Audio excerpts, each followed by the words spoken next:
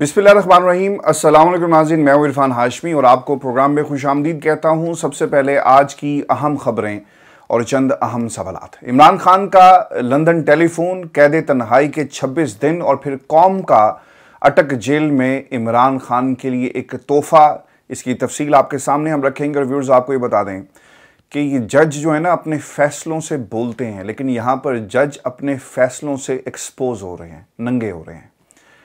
इमरान खान को जेल में जुडिशल क्यों किया गया? अबुल हसनात साहब ने एक फैसला जारी किया है जिसमें 15 ऐसे नकात हैं जो मैं आपके सामने रखूंगा। आपको ये मालूम पड़ जाएगा कि इमरान खान को किस तरह निशाना बनाया जा रहा है और इस केस का एक दफ़ा नहीं बल्कि 1000 दफ़ा ड्रॉप सीन होगा जब ये मामला हायर जुडिशरी के सामने जाएगा। और फिर व्यूअर्स, आपको ये भी बता दें कि पाकिस्तान में बिजली के बिल जिस तेज़ी के साथ आ रहे हैं, हुकूमत एक फार्मूला लेकर आई है और इस फार्मूले का बुनियादी मकसद क्या है, और फिर चेयरमैन नादरा की तकर्री के पीछे एक सियासत हो रही है। मामला सुप्रीम कोर्ट ऑफ पाकिस्तान पहुंच गया है। और फिर आसिफ अली जरदारी साहब दुबई में क्या कर रहे हैं, इसकी तफसील भी आपके साथ हम शेयर करेंगे। लेकिन व्यूअर्स, सबसे पहले आपको ये बताएं कि इमरान खान की जान को खदशात हैं जी। और ये बात जो है वो कही जा रही है एक जज की तरफ से, और इस जज ने ये खुद से ही अखज़ कर लिया बगैर किसी रिपोर्ट के, बगैर किसी बयान के और बगैर किसी शवाहिद के। क्योंकि यहाँ पर मामला इमरान खान के बयानात का या इमरान खान के उस स्टांस का नहीं है जो एक दफ़ा नहीं 1000 दफ़ा वो ले चुके हैं कि उनकी जान को ख़तरा है। जब तक अदालती कार्रवाई पर कोई चीज़ रिकॉर्ड पर नहीं लाई जाती या किसी भी फरीक की तरफ से इस अंदेशे का इजहार नहीं किया जाता या ग्राउंड्स या प्ली नहीं ली जाती, उसे फैसले का हिस्सा कभी भी नहीं बनाया जाता। आपने अक्सर सुना होगा, ये कहा जाता है ना कि क्योंकि हमने इस्तदा की थी इसलिए हमें रिलीफ दे दिया गया, और सिर्फ उसी इस्तदा वाले नुक्ते के ऊपर सारी बहस होती है। अब ऑफिशियल सीक्रेट एक्ट की खुसूसी अदालत ने चेयरमैन पाकिस्तान तहरीक-ए-इंसाफ इमरान खान के खिलाफ 16 और 30 अगस्त को साइफर केस की समातों का एक तहरीरी हुक्मनामा जारी किया है, जिससे काफ़ी सवालात के जवाब जो है ना वो अब पाकिस्तान की आवाम को मिल रहे हैं। और जहां पर रावी खामोश था, अब उसे भी जुबान मिल गई है और उसका अब कलम चलेगा। क्योंकि अबुल हसनात साहब का शुमार तारीख के उन्हीं जजेस में होगा जहां पर हुमायूं दिलावर साहब या फिर जस्टिस कयूम या इन जैसे दीगर जज साहिबान जो हैं वो खड़े हुए हैं। इमरान खान का 16 अगस्त को जुडिशल रिमांड सिक्योरिटी वजूहात की बिना पर दिया गया था। किसी ने इस्तदा की थी कि आप दें जाकर, किसी ने कहा कि इमरान खान की जान को खतरा है। और क्या आपके पास, क्योंकि आप रियासत हैं, आप जुडिशल एक सेटअप का एक हिस्सा है, जुडिशरी हैं, आपके सामने क्या किसी इदारे की रिपोर्ट मौजूद थी जिसकी बुनियाद पर यह खेल खेला गया? इन्होंने चालाकी पता क्या की है, क्योंकि खान साहब तो खुद ही कहते रहते हैं कि मेरी जान को खतरा है, मुझे जहर देने की कोशिश की जा रही, और हमारे जैसे जो बावले लोग हैं वो बैठकर सारा दिन ये कहते हैं कि इमरान खान को किसी वक्त जो है वो जहर दिया जा सकता है। तो उन्होंने खेल क्या खेला, इन्होंने इसी बात को उठाया और उठाने के बाद फैसला सादिर कर दिया और कोई उसे चैलेंज नहीं करेगा। याद रखिएगा, अदालती कार्रवाइयों में ऐसे नहीं होता भाई, आपको बताना पड़ता है। और फिर ऐसा मुकदमा जिसमें ना वकील पेश हुआ ना मुल्जिम पेश हुआ, और अगर कोई पेश हुआ तो वो था जज, और वो कहां पेश हुआ ये भी किसी को मालूम नहीं है। जाए वकुआ क्या थी ये भी किसी को पता नहीं है। इमरान खान के खिलाफ साइफर केस के 16 अगस्त की समात जुडिशल कॉम्प्लेक्स में हुई, ये लिखा गया है। FIA ने तफ्तीश के लिए 16 अगस्त को इमरान खान का 14 रोजा जिस्मानी रिमांड मांगा। FIA गया है लेकिन इमरान खान के वकील नहीं गए।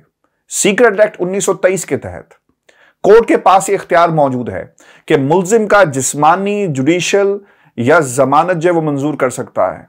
मालूम नहीं कि इमरान खान को अटक जेल से बाहर लाने पर कोई हादसा पेश आ जाए, इसलिए इमरान खान का जिस्मानी रिमांड मंजूर नहीं किया जा सकता। लेकिन मामला यहां पर रिकवरी का था। जज ने इसे कंप्लीटली इग्नोर कर दिया। और क्या जज साहब, यानी बदनीयती FIA की, बदनीयती इन जज साहब की, बदनीयती निज़ाम की इस अमर से झलकती है कि FIA शाह महमूद कुरैशी से के हवाले से तो तकाजा कर रही है कि हमने साइफर को बरामद करना है, खून रिकवर करना है।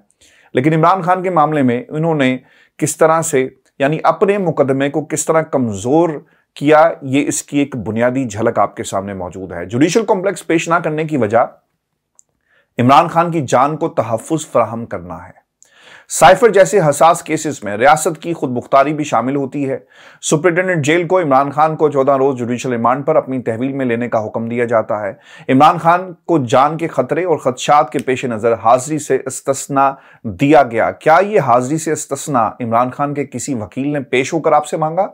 और जब मांगा जाता है तो उस वक्त दिया नहीं जाता। उस वक्त पूरी मरियम नवाज की फौज, अता तारड़ की फौज, ये सारे इकट्ठे होकर कहते हैं कि भाई इमरान खान, नवाज शरीफ भी तो 100 से ज्यादा जो है पेशियां भुगतता रहा, अपनी बेटी के साथ अदालत में पेश हो गया। यहां पर निजाम को इस्तेमाल किया जा रहा है और ये इनके गले में पड़ने वाला है। व्यूअर्स, आपके सामने वो तमाम सवाल जो इस मुकदमे से जुड़े हुए, कुछ तो मैंने आपके सामने रख दिए, लेकिन ये सवाल इस जज को, इस अदालत को, इस केस को इतना मशकूक बना दिया कि एक सेकंड नहीं लगेगा। तोशाखाना में तो कुछ दिन लग गए ना इन्हें सोचते हुए, हल निकालते हुए। एक सेकंड नहीं लगेगा इस मुकदमे को उड़ाने के लिए। कोई जो है ना वो झिझकेगा नहीं। और आला अदलिया में जब ये गया ना तो फिर देखिएगा इसके साथ क्या होता है। 30 अगस्त के फैसले को आपने ज़हन में रखना है। 30 अगस्त के फैसले के मुताबिक अदालत को वजारत कानून से इमरान खान का ट्रायल अटक जेल में करने का कोई नोटिफिकेशन करने का जो है ना एक नोटिफिकेशन मौसूल होता है। ये आपने बैकग्राउंडर में याद रखें और फिर ये सवालात को एक एक करके जो है वो आपने समझना है। मुल्जिम को जेल से बाहर आने पर खतरा था, वकील को अदालत से खतरा था, यानी अदालत के अंदर जाने से खतरा था। और क्या अदालत को वकील और मुल्जिम दोनों से डर था? इसलिए उन्होंने कहा कि भाईजान ना इन्होंने बुलाओ ना उन्होंने बुलाओ, जब वक्त आएगा हम फैसला कर देंगे। ये इनकी बदनीयती नंबर 1 है। बदनीयती नंबर 2, अदालत ने खुद से ही कैसे फर्ज कर लिया कि इमरान खान को 16 अगस्त को साइफर केस में पेश के दौरान जो है उनकी जान को खतरा है। यानी इन्हें अलहाम होता है। ये पाकिस्तान की बल्कि तारीख इंसानी की वाहिद अदालत ऐसी है जो जिसके ऊपर एक वली बैठा हुआ है जिसे अलहाम होता है, और अलहाम के तनाजुर में यह फैसला सादिर कर दिया जाता है कि इमरान खान को अगर अदालत से जुडिशियल कॉम्प्लेक्स लेकर गए तो इनकी जान को खतरा होगा। अदालत ये फैसला कैसे कर सकती है कि मुल्जिम को खतरा है, लिहाजा जेल में ही ट्रायल जो है वो किया जाएगा। अगर मुल्जिम पहले से, ये इनकी बदनीयती नंबर होगी जी 2। बदनीयती नंबर 3, अगर मुल्जिम पहले से जेल में गिरफ्तार हो तो अदालत दूसरे केस में उसके जिस्मानी या जुडिशियल रिमांड पर भेजने का फैसला कर सकती है। सिक्योरिटी खदशात पर इमरान खान को जुडिशियल रिमांड पर भेजा, यह अदालती फैसला था और यह उनकी बदनीयती जो है नंबर 3। बदनीयती नंबर 4, सिक्योरिटी खदशात पर अदालत ने कैसे इमरान खान को सीधा जुडिशियल रिमांड पर भेज दिया? जिस्मानी रिमांड के बगैर जुडिशियल रिमांड की क्या कानूनी हैसियत रह जाती है? बदनीयती नंबर 5, वकील की गैर मौजूदगी में अदालत ने कैसे रिमांड दे दिया? किसी ने सवाल नहीं किया कि सर आप गलत कर रहे हैं।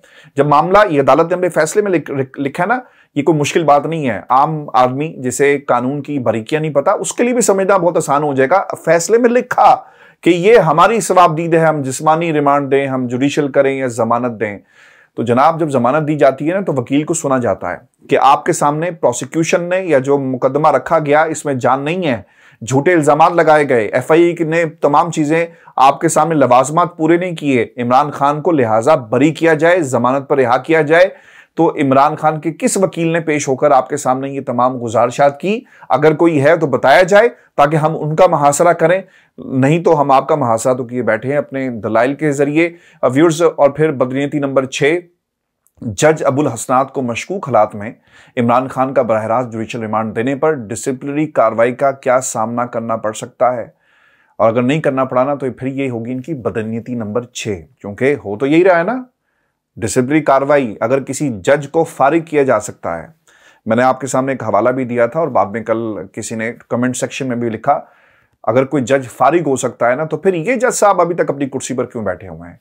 क्या इनके साईं जो हैं वो बहुत तगड़े हैं और फैसले कहीं से लिखे हुए आते हैं और ये सिर्फ मोहरे हैं जो जाकर सिर्फ ऐलान करते हैं और इनकी इससे ज़्यादा कोई हैसियत नहीं है? Justice Aamir Farooq cipher case में खुफिया रिमांड पर क्या कानूनी पोजीशन लेंगे? स्लो मोशन इंसाफ जो है वो क्या इसी तरह जारी रहेगा? और अगर इसी तरह जारी रहेगा तो ये होगी इनकी बदनीयती नंबर 7। आपने काउंट करते जाना है, क्योंकि मैं मैंने लिखी हुई नहीं, ये तमाम बदनीयती जो है ना, नंबरिंग मैंने नहीं की, मैं सिर्फ आपके सामने रख रहा हूं, तो अगर मैं कहीं आगे पीछे कर दूं तो उसके लिए माजरत है।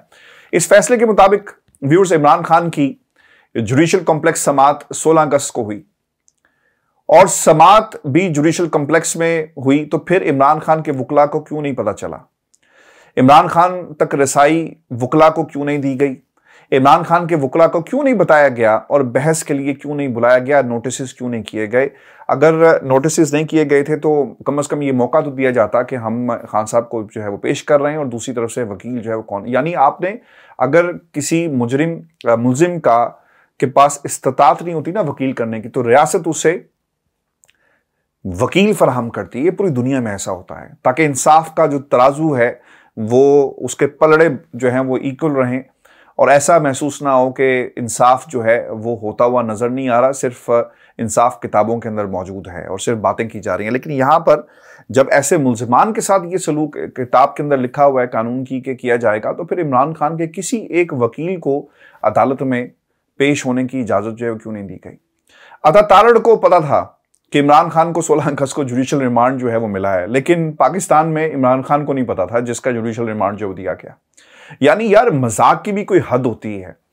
ये ऐसा लगता है कि कोई कॉमेडी सर्कस का कोई सीजन चला या एक कॉमेडी सेंट्रल का कोई सीजन चल रहा है पाकिस्तान के अंदर और लॉन्ग प्ले जो है ना वो चल रहा है, वो लगा हुआ है, किसी ने इसको ना रिपीट पे लगाकर छोड़ दिया है और हम पाकिस्तानी जो हैं इसको देख रहे हैं। और वकील और जज साहिबान भी घर जाकर ये सोचते होंगे कि यार हमने ये किया क्या है, और लानत है हमारे जज होने पर और इस सिस्टम पर जहां पर हम किसी न किसी के अलाकार बनकर रह गए। हमारा अपना जो जहन है और कानून अप्लाई करने की हमें इजाजत नहीं है। ये बदनीतियों की एक लंबी लिस्ट है व्यूअर्स। मैं यहां पर बैठा बोलता रहूंगा और हमारे हवाले से कहीं ना कहीं फाइल जो है वो तैयार होती रहेगी, लेकिन ये पाकिस्तान का निजाम क्या ऐसे चलेगा? अच्छा, फिर प्रॉब्लम इसमें पता क्या है, जब ये जज साहिबान जो है ना बूढ़े हो जाते हैं ना, या फिर इनके बच्चों के मुस्तकबिल का फैसला इन्होंने जब करना होता है तो ये बच्चों को बाहर भेज देते हैं क्योंकि पैसा बड़ा कहीं ना कहीं से बना लेते हैं। आप जब गलत फैसले करेंगे और माशरा इन फैसलों पर जब खड़ा होगा ना, तो आप तो निकल गए। पाकिस्तान की आवाम का क्या कसूर है? लोगों का क्या कसूर है? लोग बिजली के बिल अदा नहीं कर पा रहे। अगर कोई मुझसे कहे कि जनाब इसका बिजली के बिल का इस फैसले से क्या ताल्लुक है, अरे भाई ताल्लुक है। ताल्लुक यह होगा कि जब माशरे में इंसाफ नहीं होगा, माशरे में ऐसे लीडर्स को, ऐसे सियासतदानों को आप किसी के कहने पर जेल में रखेंगे, पॉपुलर हुकूमत नहीं आएगी, वक्त पर इंतखाबात नहीं होंगे, इंसाफ होता हुआ आपको नजर नहीं आएगा, माशरा पीछे को जाएगा। 6 माह की एक निगरान हुकूमत 6 साल तक बिठाने के लिए आप जो इंतजामात करते फिर रहे हैं, IMF आपसे बात करने को तैयार नहीं है, तो पाकिस्तान आगे जा रहा है कि पीछे जा रहा है? और इसका ताल्लुक बनता है कि नहीं बनता? आप तमाम सियासतदानों को जिसने जो गलती की, कानून और आइन के मुताबिक उसे सजा और जजा का निजाम जो है, रूल ऑफ लॉ जो है ना, उसका पहिया चलने दे खुदा के लिए। पाकिस्तान एक दिन के अंदर किसी के पास कुछ जादू की छड़ी नहीं है कि कोई हुकूमत आएगी और सब कुछ सही हो जाएगा। निजाम को चलने दें। निजाम अगर इस तरह के अबुल हसनात आकर निजाम के ठेकेदार बन जाएंगे ना, तो फिर निजाम नहीं चलेगा, निजाम गिर जाएगा। पाकिस्तान के हालात व्यूअर्स इतने खराब हैं, लोग नौकरियों के लिए परेशान हैं, लोग अपनी जिंदगी का पहिया, होता था ना कि आपने अपने 2 वक्त की रोटी पूरी करनी है, अब तो 2 वक्त की रोटी की बात खत्म हो गई है। अब जिंदा कैसे रहना है, अब ये लोग सवाल पूछ रहे हैं। बच्चों की मुस्तकबिल की बात तो बहुत दूर रह गई, जिंदा क्या खाकर रहना है, ये सवाल लोग ना पूछ रहे हैं। इमरान खान जो कि इस केस में शामिल हैं, जिन पर मुकदमा है, उन्हें अब तक क्यों अंधेरे में रखा गया और फैसला आने के बाद सब कुछ क्यों होता है? ये भी एक बदनीयती क्या, एक बड़ा एक अहम लैंडमार्क है, एक अहम माइलस्टोन है जो इस हुकूमत ने और इन जज साहबान ने अपने नाम ये किया है। और फिर इमरान खान की जान को खतरात हैं या बार बार कहने के बावजूद उन्हें क्यों इस्लामाबाद पेशियों पर जो है बुलाया जाता है? अब आप लोगों ने और उन तमाम लोगों ने याद रखना है कि अगर इमरान खान, आपने लिख दिया ना कि इमरान खान की जान को खतरा है, अब ये करेंगे क्या कि इमरान खान की जान को खतरे की बुनियाद पर इमरान खान को इसी जेल के अंदर, अब कादिर ट्रस्ट के अंदर भी चार्ज करेंगे और फिर इसके साथ साथ जो 9 मई के वाकयात हैं उसके अंदर भी खान साहब को इसी अदालत में यानी यहीं पे रखा जाएगा, इसी तरह कोई जज आएगा और घर से फैसला लिखकर उसे या तो दे दिया जाएगा या कहा जाएगा कि बैठ के हमारे साथ फैसला लिखो और फिर उसे सुना दिया जाएगा। तो ये है असल में निज़ाम के गिरने की बुनियादी वजह। मैं आपको एक बात बताऊं, I don't know if you agree with this और नॉट, अगर ये नवाज शरीफ के साथ भी किया जा रहा होता ना, यानी कानून के तकाजे पूरे नहीं किए जा रहे और उनके, तो मैं इसी तरह अपनी आवाज़ बुलंद कर रहा होता। अदालतें कानून और आइन के मुताबिक फैसले करें और जिसके साथ जिसने जो कुछ किया है उसे आइन की ऐनक से और कानून की ऐनक से देखा जाए। किसी और ऐनक से अगर आप देखेंगे ना तो हालात ख़राब होंगे। आज भी हम ये कहते हैं कि नवाज शरीफ को एक गलत फैसले में निकाला गया, निकाला ठीक गया था लेकिन फैसला गलत किया गया।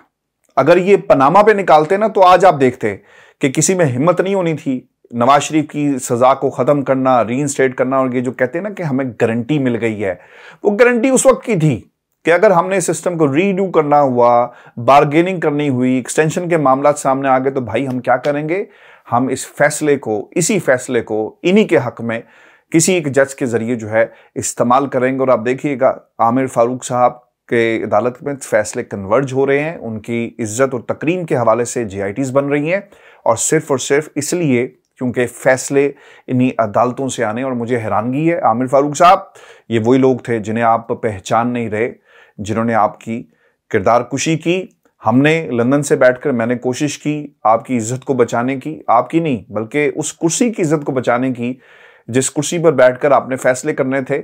और फिर क्या हुआ उस फैसले का, वो आपके सामने है और वो किसी को प्यारा हो गया। व्यूअर्स, जब बात शुरू होती है तो मैं थोड़ा सा डीरेल हो जाता हूँ, उसके लिए माय अपॉलॉजीज।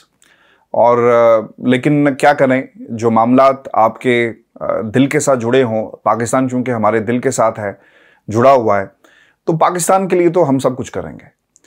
आपको व्यूअर्स ये भी बताएं कि अब खान साहब ने अपने दोनों बेटों कासिम और सुलेमान से टेलीफोन पर बात करने की एक दरख्वास्त दायर की है और उन्होंने अपने वकील उमैर नियाजी और शहराज अहमद के ज़रिए दरख्वास्त जो है वो ये दायर की है।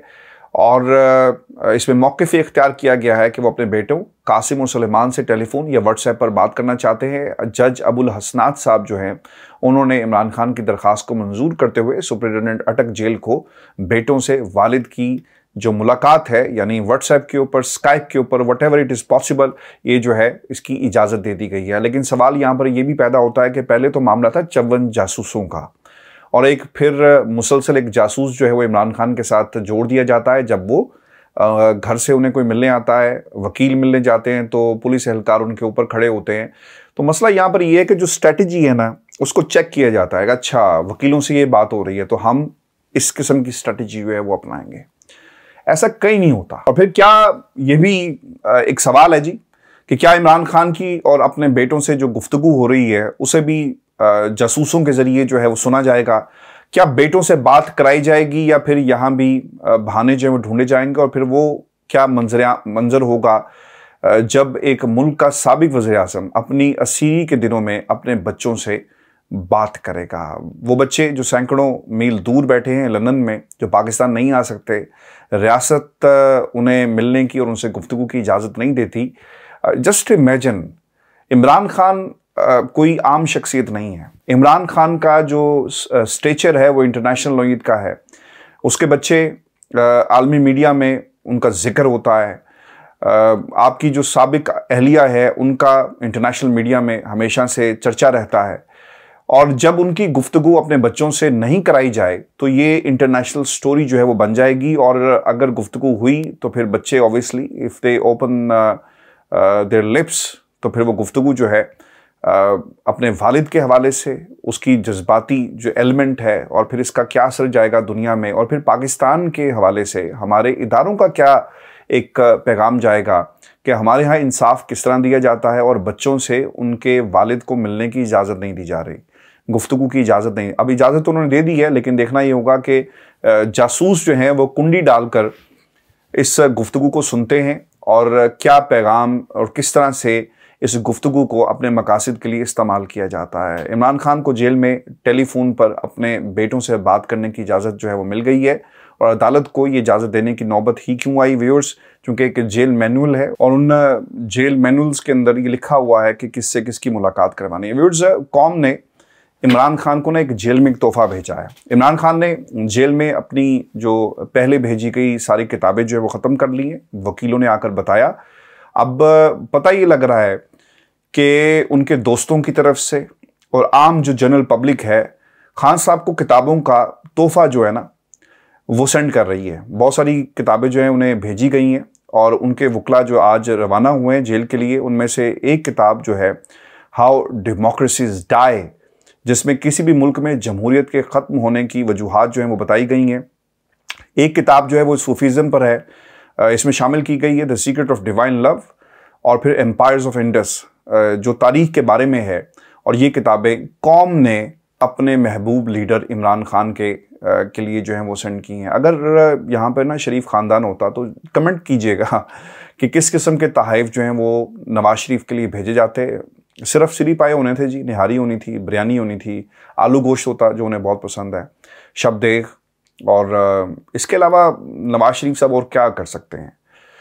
नवाज शरीफ साहब के लिए एक मुशक्क़ती ज़्यादा से ज़्यादा भेज दिए जाते, घर का खाना और दीगर। तो ये फ़र्क है दोनों के अंदर।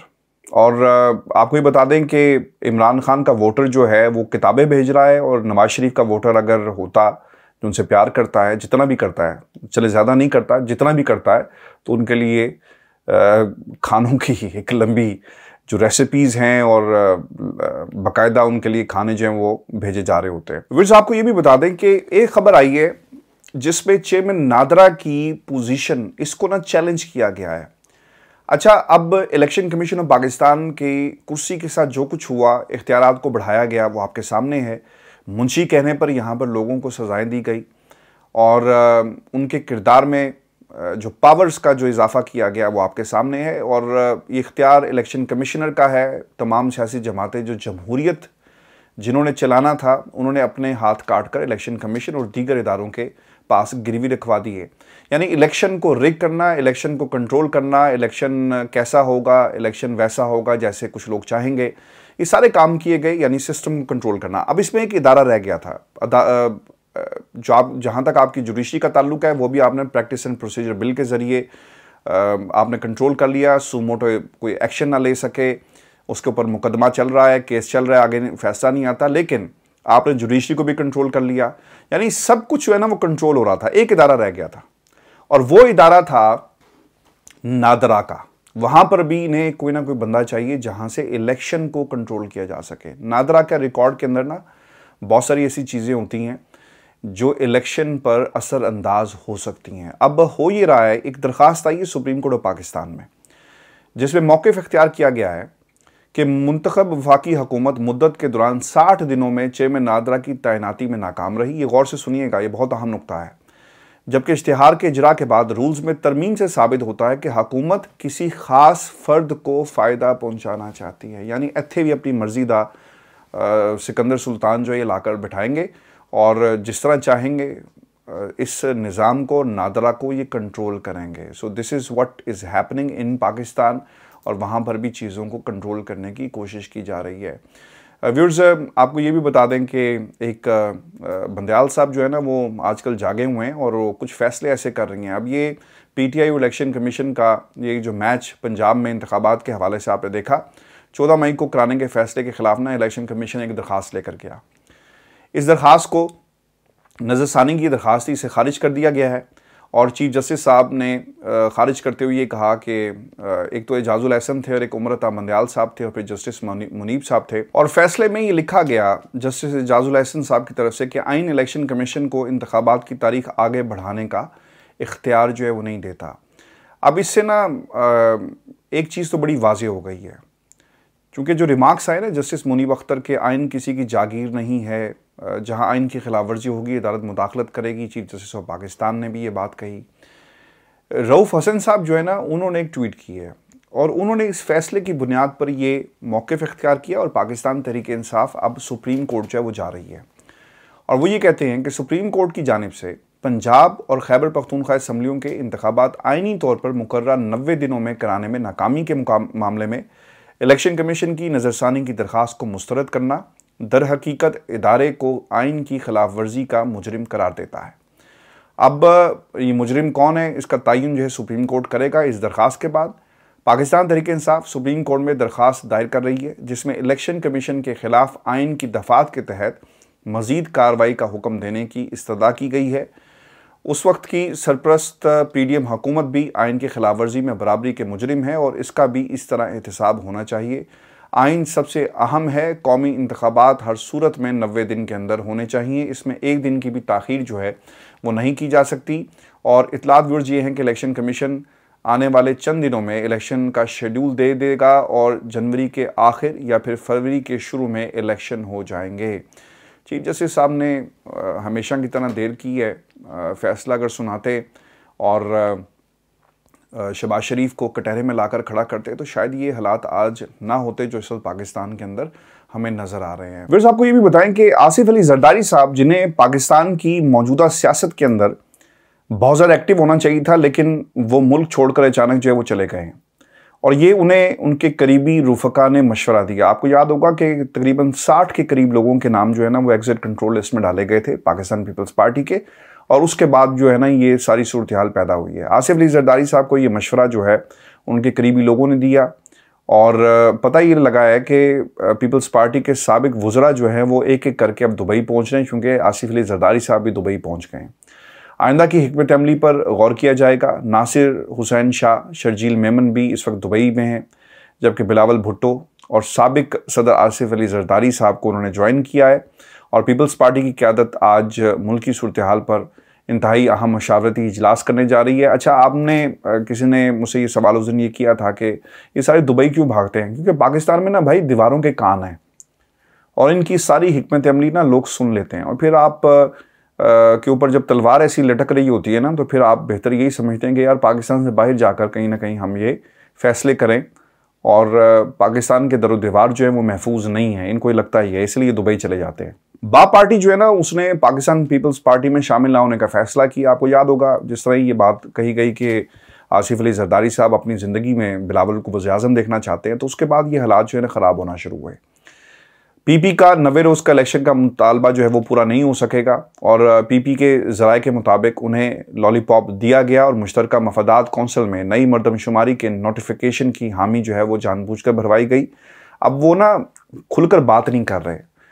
इन्हें कहा गया कि आप आकर मरदमशुमारी की हमायत करें, हम बाद में आपको देखेंगे, क्योंकि कराची के अंदर व्यूअर्स नुकसान हो रहा है पीपल्स पार्टी को और फ़ायदा हो रहा है MQM को, क्योंकि वो ये समझते हैं कि उनका धड़ा बड़ा है, इलाके उनके ज़्यादा हैं, और जब उनका वोटर उन हल्का बंदियों यानी नई हल्का बंदियों के तहत आएगा तो उनका वोट बैंक जो है वो बढ़ेगा, तो नुकसान पाकिस्तान पीपल्स पार्टी का होगा। पहले ये आ तो गए, लेकिन अब उन्हें एहसास हुआ कि ओहो हमें तो इन्होंने इस्तेमाल कर लिया, और अब इतलात ये हैं कि एहतसाब की पाकिस्तान पीपल्स पार्टी की बारी है और उनके खिलाफ जो है ना वो शिकंजा कसा जाएगा। और पाकिस्तान पीपल्स पार्टी की बड़ी शख्सियात ने जरदारी साहब को जो है वो इसी बुनियाद पर मशवरा दिया है कि जनाब अब आप पाकिस्तान में नहीं रहेंगे, क्योंकि किसी भी वक्त जो है वो आपके ख़िलाफ़ कार्रवाई हो सकती है। इसकी एक छोटी सी एग्जांपल मैं आपके सामने एक और रख देता हूँ, क्योंकि सुप्रीम कोर्ट पाकिस्तान ने, आपको याद है ना, कहा था कि जो लोग जिनको रिलीफ मिला है उनकी लिस्ट प्रोवाइड करें,